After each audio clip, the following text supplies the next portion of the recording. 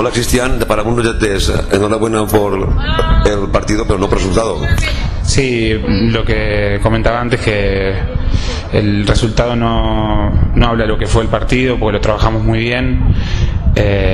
Todo el equipo presionando, tuvimos situaciones claras de gol, 3 en la primera parte, después otras 3 en la segunda.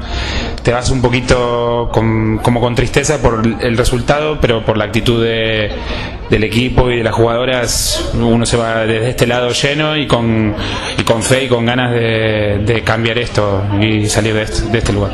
Si con pocos días has hecho el equipo con más centrado, ahora con un par de semanas más o 3 ya se verá el equipo mejor.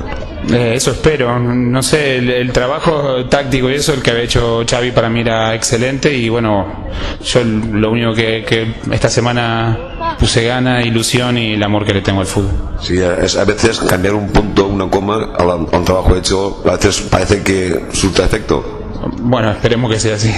Yo para mí hoy el partido es, como decimos los valencianos, a gos flac todos son puses, o sea, a perro flaco todos son pulgas, porque con el 0-1 otro partido hubiera sido. Sí.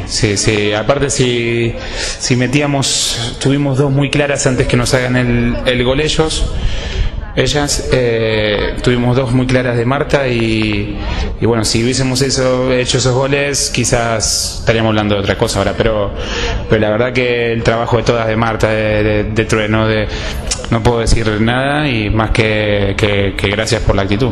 Sí, hoy se ha dado la cara, sí. Y esperemos que de ahora en adelante saquen el Valencia de esos sitios y se puedan permanecer. Sí, hoy no pareció que había un rival que estaba en el segundo y nosotros estábamos terceros por la cola, no parecía un rival que estaba a la misma altura, entonces, pero bien, a tratar de sacar esto.